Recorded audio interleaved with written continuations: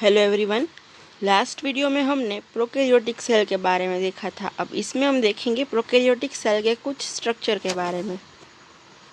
Prokaryotic cell के पास दो type के स्ट्रक्चर होते हैं, essential structure and non essential structure.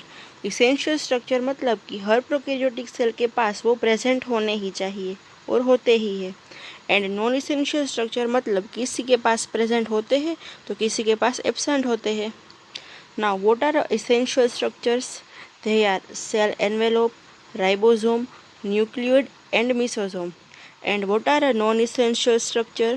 They are capsule, flagellum, plasmid, and pilus. अब इसके बारे में हम डिटेल में देखेंगे। First, we will see about cell envelope. What is a cell envelope? Cell envelope is a protective layer surrounding the prokaryotic cell. मतलब कि prokaryotic cell की बाहर की तरफ का जो लेयर है, प्रोटेक्टिव लेयर है, उसे सेल एनवेलोप बोलते हैं। Cell envelope is made up of three structures. What are they? Outermost is a glycocalyx, middle one is a cell wall, and innermost is a plasma membrane.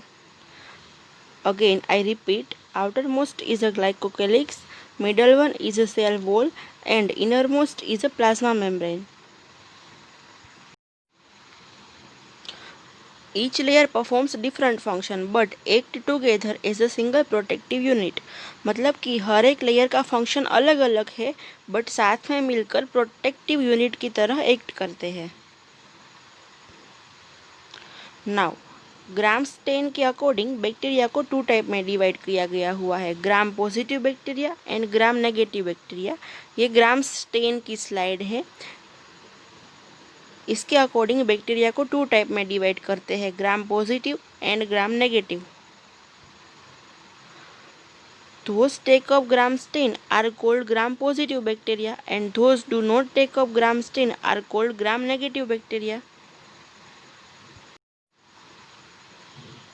Now here is a gram positive bacteria and gram negative bacteria. Gram positive bacteria gram stain के बाद microscope में purple colour के दिखते हैं and gram negative bacteria gram stain के बाद microscope में pink colour के दिखते हैं। ये बेसिलस या कोकस हो सकते हैं शेप में। Now we will see about glycocalyx. What is a glycocalyx? Glycocalyx is the outer covering of prokaryotic cell. Glycocalyx two type का हो सकता है। जिस सेल में ग्लाइकोकैलिक्स लूज सीट हो उसे स्लाइम लेयर बोलते हैं एंड जिस सेल में ग्लाइकोकैलिक्स थिक एंड टफ हो उसे कैप्सूल बोलते हैं। ग्लाइकोकैलिक्स टू टाइप का हो सकता है, स्लाइम लेयर और capsule. Now we will see about cell wall. Cell wall. What are the function of cell wall? Cell wall is a part of cell envelope. And what are the function of cell wall? It maintains the shape of the bacteria. It maintains shape of the bacteria. And second, it provides strong structural support to the bacteria. And third is it prevent bacteria from collapsing. These are a function of cell wall. Now we will see about plasma membrane. Plasma membrane क्या है तो कि वो भी cell envelope का एक part है। इसके बारे में हम यूकेरियोटिक सेल में डिटेल में देखेंगे बट अभी के लिए प्लाज्मा मेम्ब्रेन सेल एनवेलोप का एक पार्ट है। इसका नेचर क्या होता है तो कि वो सेमी परमेएबल होता है, कुछ चीज़ों को अंदर आने जाने देता है और कुछ को नहीं आने जाने देता। It interact with the outside of the cell. मतलब कि प्लाज्मा मेम्ब्रेन सेल के आउटसाइड के एटमॉस्फेयर के साथ इंटरेक्ट करता है, बाहर से चीज़ों को अंदर आने देता है, अंदर से बाहर जाने देता है। Now we will see about mesosome. What is a mesosome? Mesosome is a special membranous structure formed by extension of plasma membrane into cell. मतलब कि मीसोसोम प्लाज्मा मेम्ब्रेन का ही एक्सटेंशन होके बना है। Here you can see a mesosome. This one was a plasma membrane और इसका इस तरह से एक्सटेंशन होके बना है हमारा mesosome. Extension of mesosome are in the form of vesicle, tubules and lamellae. मतलब कि मीसोजोम के एक्सटेंशन के अंदर वेसिकल्स, ट्यूब्यूल्स और लेमेले हो सकते हैं। And it act like a mitochondria of eukaryotic cell.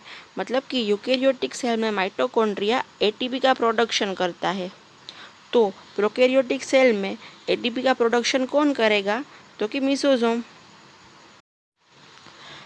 Now we will see about function of the mesosome. Mesosome का फंक्शन क्या है? फर्स्ट, सेल वॉल फॉर्मेशन में हेल्प करता है। सेकेंड, डीएनए रेप्लिकेशन में हेल्प करता है एंड उसका डॉटर सेल में डिस्ट्रीब्यूशन भी करवाता है। Third is a respiration. ये हमने आगे देख लिया कि यूकेरियोटिक सेल में रेस्पिरेशन माइटोकॉन्ड्रिया करता है एंड प्रोकैरियोटिक सेल में रेस्पिरेशन मीसोजोम करता है।